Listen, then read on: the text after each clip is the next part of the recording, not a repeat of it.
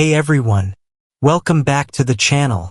In this quick and easy 2025 tutorial, I'll show you how to connect Microsoft Teams to N8N, perfect for automating workflows and boosting productivity like a pro.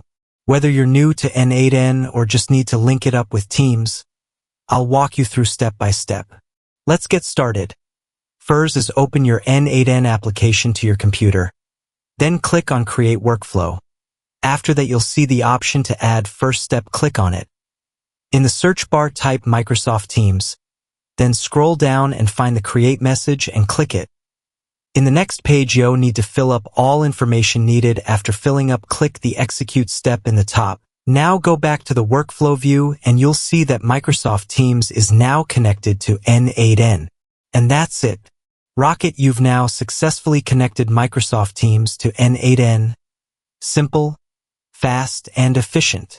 If you found this video helpful, don't forget to like, subscribe, and hit the bell icon for more automation tips and tutorials. Thanks for watching, and I'll catch you in the next one.